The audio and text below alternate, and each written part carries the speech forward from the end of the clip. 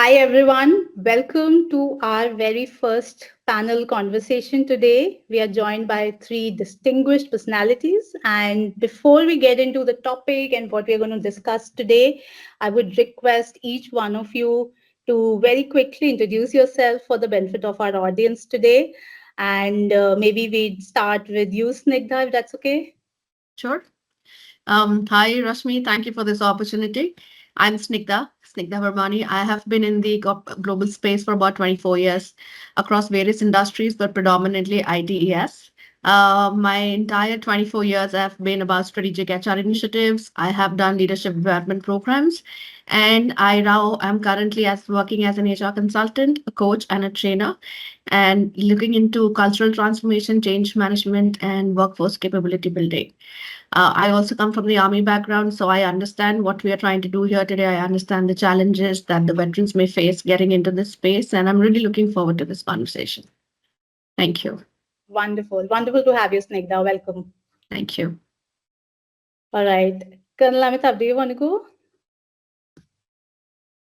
Yeah, ma'am. So I am Lieutenant Colonel Mayur Ambasht. I am a retired Army officer. My rank gives that away. I started my journey in uniform in 1995 when I joined NDA, got commissioned in 99, served in the Mechanized Infantry Regiment for 20 years, uh, took premature release from the Army in 2020, converted to an HR professional. 4 years I worked as a head HR in a Korean MNC called Hyosung Corporation. I headed the HR for their ATM business in India and South Asia. Uh, 1 year back, I started my own venture. Now I am an HR consultant. My company, Fluxwing Solutions, is engaged with uh, a lot of HR activities, including talent acquisition, and we are gradually wearing down to making veteran hiring as our core work. Not only hiring in the sense talent acquisition, but by the way of sensitizing the corporate also as to what is required from their end, and at the same time trying to educate the non-techie ex-NDAs like me who are totally ignorant and greenhorns as to what the corporate is about and how you require to project yourself to get into the corporate grid and become eligible for the roles there. So that is what I am. I am a networker to put it in a nutshell. I have a large network of veterans pan India. I am a blogger. I like to write on the LinkedIn and so many other things also. But that's what I am. Thank you. Wonderful, wonderful. Thank you so much for that. Really appreciate it. And thank you for partnering. I think the fantastic work that you've been doing, and you spoke about the network. So I think that's such a great thing to collaborate on, because more and more people come together, build on the community. That's what we thoroughly and immensely believe in. Yeah. Right.Moving on, Ramit, if you could just take some time to Hi, quickly. thank you, Rashmi, and a very good evening to all of you, and a pleasure to be here with Snigdha, who's an ex-colleague, and Lieutenant Colonel Ambasta. So my name is Ramit Tyagi. I've been a technology recruiter, hiring professional for last 23, 24 years now. I've been hiring for product companies, services companies, startups, and now I lead the India hiring for the world's largest privately owned SaaS product company called UKG. So we have been growing in India and hiring a lot of professionals, and we've been working with Ekam for a while now. In fact, very first adopters and collaborators with Rashmi and team. And on a personal front, I have been brought up in a cantonment paramilitary forces environment. My dad was in the paramilitary forces. I come from Kendriya Vidyalaya. I was spent a lot of time on the border areas, including Arunachal, Mizoram, Nagaland, Sikkim, Bhutan, Srinagar, and I live in the North India now, but I've also been playing global roles, and I've also worked outside of India. Yeah, but happy to be here today with all of you. Thank you so much. Thank you for that, Ramit. So I think net, we all come from the community. We all have seen this very well, and that's why I think I take a lot of pride in saying that we are really blessed to have this panel. Let's quickly kick this off the ground. I think the topic for today, is what would it take for a veteran to really, make that second innings meaningful, impactful, and do that with a lot of confidence. So this particular panel is to say from battlefield to boardroom, the role of upskilling in veteran transition. Okay. And my first question to all of you all will be, what is that one common mindset shift that you believe a veteran has to do to make that a seamless transition and to really see that transformation happen in the private sector, right? I think that's something I'd love to hear. Maybe we'll start with Snigdha, if you want to maybe start with. Sure, thanks. I think one thing that really makes a key difference is the ability to adapt to an ambiguous working space, which is extremely different than what all the officers and people serving in the forces are used to, right? While we do have a chain of command, it is not necessarily that really holds true the way it does in the forces, right? The command is not an order. Most of the time, it's a request. Things will change. They will change in a minute. Some of them may make sense, may not make sense. People will do what they want to do. They may not listen sometimes to what is being told to them. So it is not going to be a simple case of because somebody said it and you have to do it. So the non-following of not being able to follow strict command structures is something that is very, very critical because I've seen it in my own conversation. I've seen it in conversation with my own father when he transitioned to the corporate, that this is something that is a struggle, right? Because you automatically come from that space where it because something has been said, it's been said, and that's it. Like there isn't a conversation around it. So that is very different than how corporate works. Corporate is all about learning to influence people to do their job, whether you have the authority or you don't have the authority. So that mindset shift, I think, is extremely, extremely critical.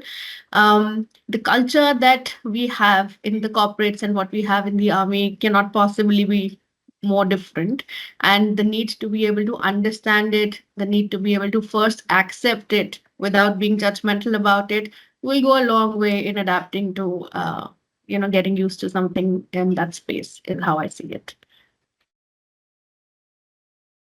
Sure, absolutely, absolutely. I think some very valid points, and we kind of speak a lot about it in terms of cultural fitment and how the hierarchy and obviously rank and the whole structure is so different. But at the end of the day, it's still a very strong, big organization, and what you get into again in the corporate setup is also very structured organization. It's just, I think, the way we interact, the way we work, a little Yeah, adjustment. I there think is that's adjustment, right? that's a And very just fair. and just Yeah. get being okay with having that ambiguity is what I'm saying is needs to be okay. You don't have to necessarily work the way everybody else is working, but just to get started off, you have to understand that these are different environments, and just to assume that they will work in the same manner doesn't kind of help at all, because they won't, especially now that we have multi-generational workforces. We have as young as 21-year-old, as old as 50, 60-year-old. Expecting everyone to behave in a certain manner will not happen. Sure, absolutely. Kalmayu, you'd like to add on something? I think let Mr. Ramit take it on first. I'll address it after him, if I may be allowed. Of course, and I think I've seen the transition for a lot of veterans. In fact, I've been hiring veterans into the corporate world since 2008 is when I went to MET for the very first time to hire a batch of short services commissioned officers. They had done a 6 months course in MET, and then we got them onboarded to my then company, Tech Mahindra.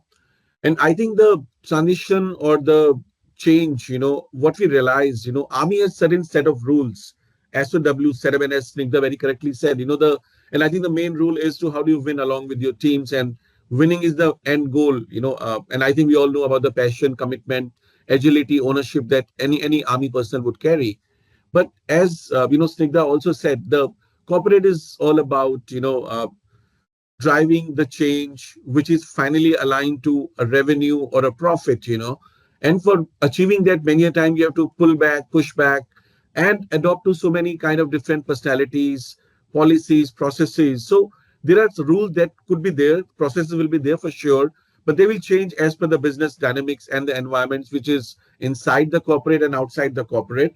So how do you adopt to that change? And again, the various generations which are on the same floor, We could have batches from colleges, but so many different mindsets. So how do you have a mindset which is agile, growth oriented? And finally, you got to be flexible, and the end goal is not just to win it all the times, but define and walk a path that all the company, and ultimately it's a profit shop, and they will have a purpose to achieve, which purpose could be just beyond nationalism. And I think all of us know about that, but that's what is the main ask, that the growth mindset, agility, flexibility, and many times you got to not take a lead all the time, but maybe follow certain other leaders, because ultimately the end goal is same for everybody. But there are so many different personas, and the way things are changing right now, any skill that you adopt today will be out in next 18 months. That's how soon the world is changing. And with AI taking up so much of it, so this adopting to change, and again, sailing through ambiguity, these two, I think, becomes main attributes for anybody to win, especially for a veteran.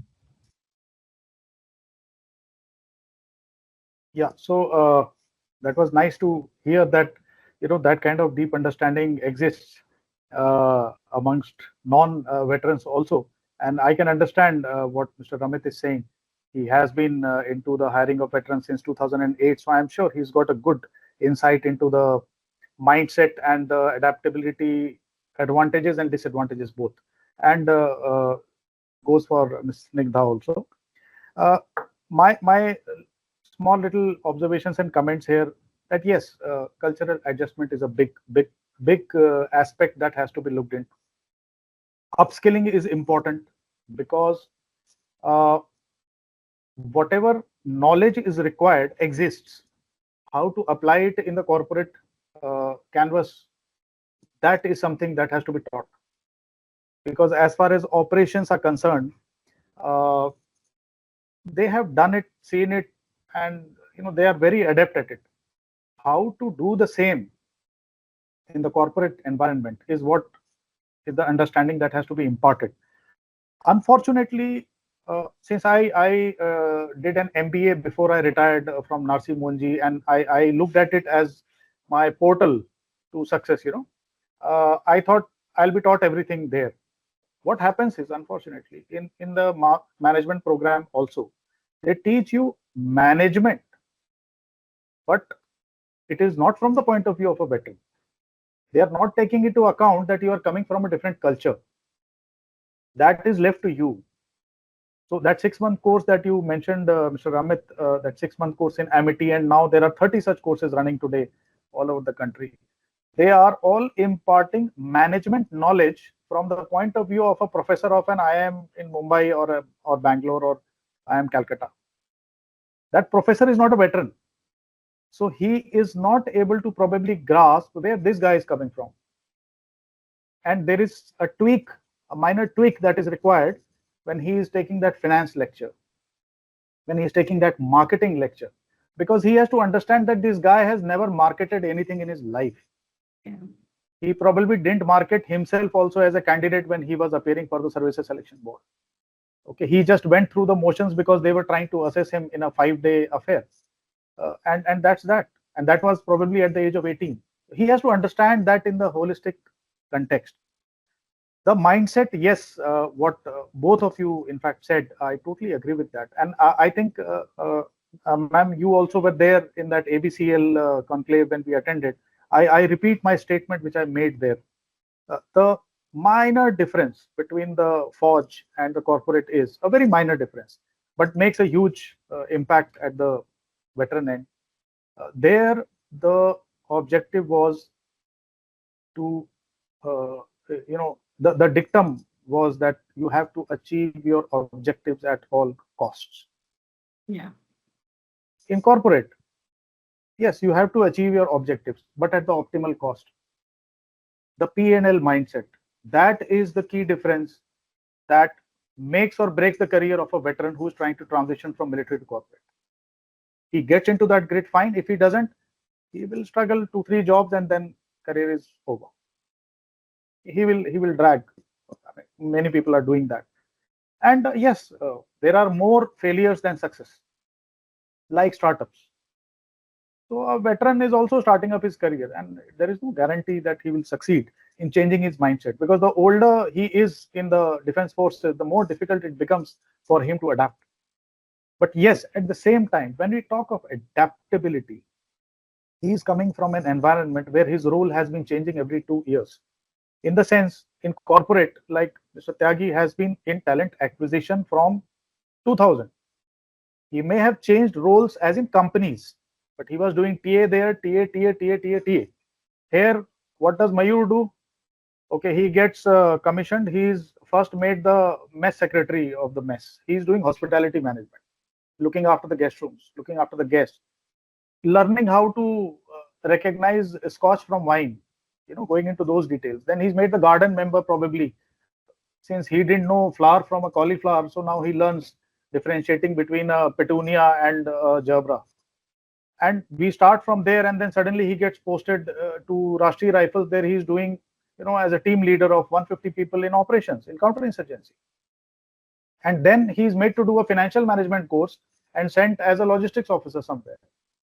There is no connect between his roles. There is no specialization here. Yes, there is a background specialization of maybe his arm or service, but his tasks on day-to-day basis, they are the epitome of adaptation. So I have no doubt that he will adapt. But that background issue of applying his past experience to success in corporate, that still remains to be addressed. No management course which are being run by the Directorate General of Resettlement are addressing this core issue.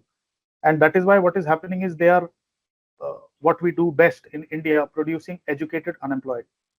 So these officers are educated, they have got a 6-month certification. However, employability becomes difficult because that conversion to success is not happening. Because that little tweak of understanding their background has not been done. So I think that is a gap from both sides. It's a mutual ignorance which has to be dispelled by joint effort of the corporate, academia, and the veterans themselves, who are the biggest stakeholders. So I hope that addresses the question to some extent. I think that's a huge one you talk about, Colonel Mayur, and we've time and again spoken about it in different forums, and how meaningful upskilling is critical here. Upskilling, absolutely, you have got to upskill. Otherwise, there is definitely a cap to how much you can grow, because as you Yes. see, finding that fitment is very difficult. You do so much different variety of roles in forces, and then you are trying to peg yourself and as a specialist in marketing or sales or a logistics guy. How would you justify that role? So obviously upskilling is definitely there, and you bring in a very important point in terms of how we as a ecosystem are trying to build on some things. But yeah, it still remains something that a lot of work has to get into, and we should start seeing maybe the outcome of it as more and more veterans become more aware and more corporates become aware in terms of how to translate the skills. That's again on the corporate side remains a challenge. And that kind of gets me to my next question. So we spoke about upskilling, we spoke about the challenges, and maybe we'll start with Mayur. We will start with you, because I'll tell you why. Because why we see that a veteran, when after completing 14 years, 20 years, leaves forces and is embarking a second innings, what should be like the first 2 3 steps in his mind, or his or her mind, to say this is what I need to do to nail down my niche, to identify where I want to go into? Because that's one question I'm sure you also get a lot. At least I definitely get it a lot. That what should I do next, right? So, Do ma'am, you? yes, I understand your question, and yes, I do get it a lot. It is the quantum is about twice a day, if I'm not overstating it. So there are a lot of people who connect, especially through LinkedIn, random people. I mean, he just has to say, "Sir, I'm in the process of transition." Then one doesn't ask Army, Navy, Air Force, what seniority. Somebody says, "Sir, I'm from your squadron, 20 years junior, probably." But he has a right to ask, right? If we don't answer, who will? So Absolutely. yes, uh, the identification of domain is the starting block and a stumbling block both for the veterans. What is happening and should not happen is kind of, taking a cue from people who have preceded you. Okay, that guy is from my arm and regiment, and he succeeded in operations, so I should go into operations. That doesn't happen. It is not one size fits all. And unfortunately, this is the least understood aspect by veterans. What I recommend veterans to do is firstly a SWOT analysis of their own, and what we call a military appreciation, what we are taught as army officers. So just to make it simpler for you, a military appreciation is an operational plan. Okay, and uh, you start doing a military appreciation when you are given a task or an objective in operations. For example, that my company has to attack and capture 0.3675 by 1800 hours tomorrow. A very specific and clear target is given. Thereafter, you take into account your terms of reference, your time plan, your resources available, the information about enemy, about ourselves, the terrain, the contingencies that may come up, and then you start planning how to achieve that objective. The only thing that cannot change here is whether the objective shall be achieved. Yes, the objective is uncompromisable, but you start generating options. I can go from north, I can go from south, I can climb the mountain, or I can roll down upon them and then capture the location. And after applying your terms of reference, there is a method of negation. Okay, this can't be done, this can't be done, this can't be done. I am left with two options. I have to select out of that. Okay, so this is the way a military mind works, because he is adept to doing it. Even for peacetime problems, he does a military appreciation. Now, when I explained this process, the first thing I mentioned is objective. When a person knows what he has to achieve, he can do it if he is a veteran. Problem starts there. He doesn't know how to go about identifying his objective. Now, when I say to a veteran, okay, dude, tell me what's your objective in life? He says, sir, I want to get into operations, or I want to, become the chief security officer. I said, no, that cannot be an objective. Objective can be that I want to have a life where I earn 10 crores in 5 years and then chill. That can be an objective. How is the options that will be generated? You can do it by becoming Harshad Mehta or Dawood Ibrahim also, or you can do it by becoming the CEO also. Now, once you start identifying these kind of objectives, for example, somebody says, okay, take my example. So when I had to identify my objective, I said to myself, 20 years you served, 4 years you were in the academy, you've not been able to stay with your family much. So I require work, fruitful work, which gives me decent salary, wherein I can maintain the same standards that I was maintaining while in army, but I require my weekends free. And I don't want to get calls 24/7 like I used to get while in uniform. And I require my free time, my me time and my personal time with my family. After that, when I started looking at operations, HR, security, admin, I could make out which fulfills this criteria and which doesn't. It was a no-brainer thereafter. I had no business going into operations because I know there is no timing there. Marketing, forget it. Those targets will have my happiness. I will be working overtime in the last 1 week of the month. That's how it happens. So I realized ki my background, keeping my background as one of the criteria. I have been from a combat arm. I know how to handle people. I have handled at the age of 20. I handled 36 guys, and by the time I was a second in command in my unit, I was handling 800 man jack. So I know how to handle people. I can handle finances also. I can handle administrative things also. So it narrowed down my options, and then the options emerged. So I did my SWOT, my passion, my objectives, and then the solution emerged. And that gives you the domain where you want to go into, more or less. And the upskilling decisions start from there, because if you have to go to that particular domain, you have to go for the certifications and the upskilling related to that. So that is the process I recommend to veterans. A lot of introspection, clarity of mind, and vision is required to carry out this. But if someone does this correctly, I have full faith that he cannot go wrong in his career choice. Absolutely. Absolutely. I think like introspection and reflection is so important at Wow. that stage. And you cannot really fast track that process because that defines the journey. So it's very critical. I'd like to get reactions from Snigdha, Ramit real quick in terms of, what Colonel Mayur have spoken about. From a corporate perspective, how do you see this? Because obviously there's a lack of awareness at our end also when we look at a veteran transitioning. Uh, Not very clued on to what the person would have done. So when you sit on the other side interviewing someone who's Hmm. a on the uniform and has obviously done, let's assume he has done what Colonel Mayur has spoken about, and when it's your turn, how do you go about it, and what's the process that kind of aligns you that okay, I'm talking to this person, aligning my job description to it, and this makes sense, and this doesn't. And this is, what, where I'm struggling right now. Even as an HR leader or a TA leader, I'm also struggling to figure this out. How does that takes place for you guys? I think first I like to totally acknowledge what you said, Kanlam Bastar makes a lot of sense. People do need to understand the skill set that they bring to the table. I've had multiple conversations with some veterans who are like, "Mujhe kuch bhi de do, I can do it." And I get that mindset. And I also coming from that background, I understand what they mean and they'll probably deliver.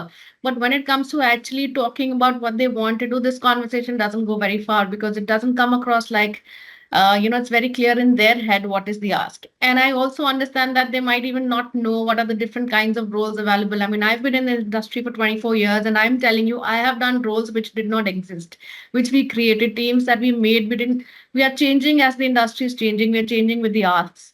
So while to your point, there must be different roles. I have had 24 years, must have done some 12, 13 different roles entirely. Maybe the larger umbrella could be same in some, but the reality is there is more than enough job as long as you have the right skill set and you are able to show that you have the potential and the skills to do that. So my advice or my two bits to anybody who's trying to travel this path, one would be to absolutely be clear on what they bring to the table. Again, they may not be able to say clearly that mere ko ye role karna hai, so that we are not expecting them to bring, but to be able to say I have these three skill sets and this is what my strength is, goes a long way for the hiring person to understand what the best fitment would be. But to come and say, I can do anything, give me logistics, give me procurement, I've done this and I've done that is not a very helpful conversation to have. So that I would advise totally against. While it shows your flexibility, it also shows a little bit of vagueness, which doesn't go well. So that's one part I would like to say.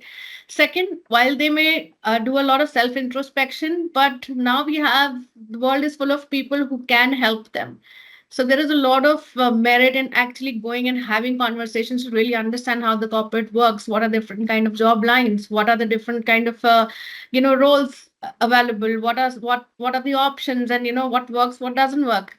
There are veterans who are already in this for years, and then there are people like me who have seen both worlds simply because of the family they come from. So there are more than enough people to coach and guide. So sometimes it will help them to use their network, come very well prepared with understanding what a corporate is all about. So just assuming that because I come from a certain background and I will be taken, unfortunately, it's not like that. I, while being in Genpact, have had many conversations with my own leaders because I have friends who are veterans, friends who want to quit the forge, and they keep asking about, is it the right move? What will it take? Will you be able to get me a job conversations? And I do see that there is not a huge amount of openness unless there's a very clear match between the role and the candidate. There isn't enough openness, and I say it feeling quite bad about it because I know the skill set that they bring to the table, but unfortunately that's the reality.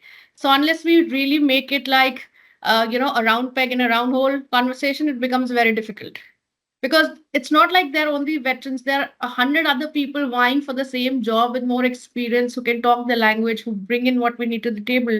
So then it also becomes a competition or a choice between them and the others. It's not like only a standalone decision whether I should take that person or not. And when somebody's paying through their nose, they want the best talent. It's as simple as that. And for people who don't have any idea what the veterans bring to the table, it makes it very easy for them to dismiss and say you don't have experience. So that, don't come in completely unprepared is what I would say. Please talk to people, understand the language, understand the nuances, talk about what it really takes, and then be clear on the strengths that you bring to the table.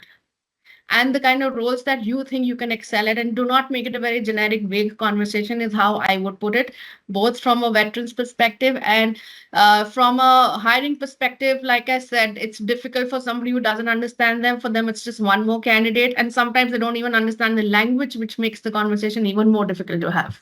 And corporate has a jargon which it takes forever to understand, and Forge has another set of jargon, and they absolutely have no joining point whatsoever. So that's my two bits. Yeah, the mutual ignorance that I was talking about. Absolutely. And it's a reality. And we can try and we can try hard. We can't just bridge the gap for I know. both sets That's like individually. So it's a bringing a Sardar and a Bengali together. One will speak Punjabi and the they other will might speak still Bengali. work, huh? They might still work. In the army, they will work for sure. So in the army they'll Okay, work for not sure. for But me. I think yeah. all the time. It works in forces all the time. So, So, Rashmi, I think yeah. the biggest mistake, and I think it's well covered by Snigdha and Lieutenant Colonel Ambasta, but the whole spirit of, I can do anything. I think you just degrade yourself by saying that, and there's nobody who's looking out to hire somebody who can do anything and everything, right? All of us are actually working for a professional purpose and commitment. So even for a veteran, I think all of us get those profiles every day on our WhatsApp, right?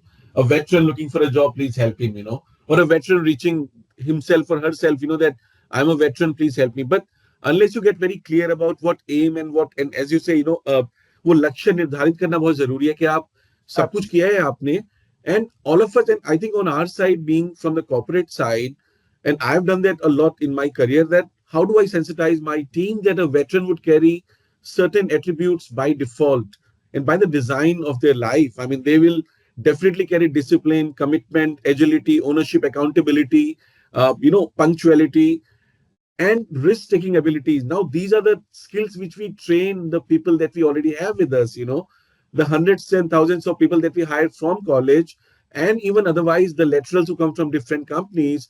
I think Snigdha would have done so many training sessions to even bring in these attributes, to even germinate them, which are coming by default with the veterans. So I think from our side, we got to give them the due weightage and opportunity and sensitize our own business teams who may or may not be reluctant to go ahead with this, But from a veteran side, very clearly define what you want to do, understand your strength, and then take help. What does it take to achieve that goal or lakshya, And as all of us have enough support in today's times, you have a good network, LinkedIn, community, WhatsApp groups. And again, that's how you create a personal brand. Your brand has to be beyond than I'm a veteran, I can do anything. And I think one very fair point, Ramit, if I may ask, right? I mean, I have worked in HR and in training for long, and we always talk about how it's easy to build a domain, how it's very difficult to build an attitude. Yeah, And yet yeah, here we are looking for domain and negating the attitude, which is yeah, very, very yeah. unfortunate. True, true, very true. But I think it's a lot, again, what you said, Karmayur, is about how you package it. And maybe that's not the skill that easily comes to them. I think it's a skill that easily doesn't come to Indians at all. We are not very conditioned to selling ourselves. But that is something that will go a long way. So a little bit, packaging about who you are, including your LinkedIn, including your resume, is also something that really can't be overseen. It has to Yeah, talk completely agree. to what you bring to the table. Yeah. And I think that gets me to my point to say that yeah, we do expect people not to just make resume and think they'll land their dream job and life would be great. It's so much beyond that, and which absolutely doesn't come naturally to people from forces, because obviously as they serve there are so many limitations, there's so much of restriction in terms of their access to some of these social platforms also. And when they're out, they're suddenly expected to be like all social, which is not human to kind of do also. But yes, it helps to build that personal brand, and that in a way nudges organizations and leaders to look at you differently, because you bring in a different skill set as well. So that's I think all the points I think we have covered broadly what we were trying to say here. I want to very quickly we have some time. We want to very quickly maybe get reactions in terms of a global perspective, guys. Okay, so, if you look at US, Europe, their veteran programs are far more evolved. We've been doing it for a while now. India, I'm not saying we don't do it, we do it, but still there is no very structured blueprint that we follow, a process, a guideline and integration model. But, given that, Ramit, Snigdha, and Kalmayu, you all definitely have those access to those global clients and organizations. What are some of those things that we, as as a corporate, or as a private sector in India, can adopt to ensure that we are also prepping ourselves as a good ground for veterans to come and not only train but excel and have meaningful careers? What is it that we can do and pick up from, maybe say, programs in US, Europe, which are far more advanced, and put in place, which has been successful? So, Rashmi, I think unfortunately or sadly, Western world moved ahead much longer back, to settle or create opportunities for veterans, and I've worked outside of UK for 2 years. And I remember even in the US, so the farmer and the soldier are the most respected communities in those countries, because the entire nation is grateful to them for keeping them safe as well as feeding them. And these two profiles or professions have been always looked upon with a lot of respect. And like my own company today, even all the global enterprises, they have really worked on veterans and for a very long time. They've got communities and employee resource groups which have done so much for this group and veterans. So India is still to catch up on that rhythm, but I think fairly with all of us coming together and the world that we come from as of today, there is still a lot of good work happening. And I think in the last couple of, I think not 2 decades, but maybe last 10 years, all of us have seen a lot of transformation happening around this. And I remember you also talked about you creating a training program through Ekam for helping the veterans get, stabilized or ready faster for the corporate world. And when I spoke on your last career fair, and we have seen that quality coming in from Ekam. I have hired two veterans from Ekam in last, I think, couple of months. I could see the change and I could see the adoption that they would have got help from you or Ekam or, other people to get ready. And I proud to say that they are doing absolutely terrific with us. That's so great to know. Absolutely stunning. So I think that you were bringing that point about the transition academy, Ramit. So I'll maybe just quickly tell you guys that that's something in works. And as Kanal Mayur also pointed out, that the courses that are available, those are not curated for this talent pool. They teach you management from perspective which is very different from what this cohort understands. What we have identified is those 5-6 areas which we believe a veteran must know about as they get into corporate. Generic 5-6 areas, be it sales and marketing, be it financials, or be it basics of project management, or as simple as how to converse in that lingo Snigdha you spoke about, right?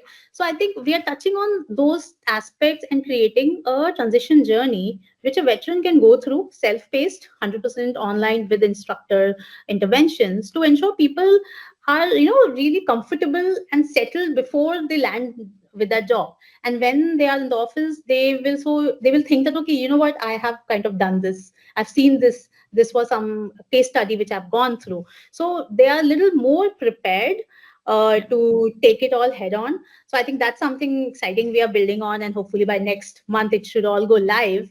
But thanks for bringing that up, Ramit. That's something I believe should definitely help many veterans to see it from a little different perspective in terms of transition. While they do spend a lot of time, but the softer landing we want to ensure for them will not only ensure that longevity of career and the jobs that they pick up in their spaces, but also feel comfortable in that ecosystem. That's so much more important. Yeah. Very valid point, Rashmi. I think from a corporate perspective, while there's a lot of talk that we keep doing about diversity and inclusion, I'm yet to hear in that DEI conversation about including veterans. It is so much focused on gender, and even if it is not gender, then there would be some amount of conversation from, let's say, people with differently abled people in some cases, right? But it really doesn't go beyond that. Another DEI just could be to bring people from different global locations together, which again, it's not really targeting one. So maybe all organizations need to really think through the veteran program as a part of their DEI, how important it is. I think they negate the skill set that's bring in. And unfortunately, even if they do bring in veterans, right, there isn't a separate path for them to get accustomed to the organization. The onboarding is the same as they would do to anybody else, a college fresher or anybody from anywhere else. Like, so I think that is a big miss. Um, After onboarding, there is no differentiated anything for that matter. The onboarding is not differentiated. The learning path is not differentiated. Most of them don't get a coach or a mentor, which I think is critical for them to get. And I would recommend to the veterans that if you're not getting one aligned from the organization, find a coach and a mentor of your own to help you navigate what it is, because it's not only about getting a job, it is also about being able to sustain that job. It's also about being successful there, right? So we don't want to set them up for failure, we want to set them up for success. And that's how I see the organizations really need to change their headset and treat them as a different cohort that needs a different kind of space and learning that needs to come into picture, at least for the first 6 months. Fair enough. Fair enough. Absolutely. I think some valid points there.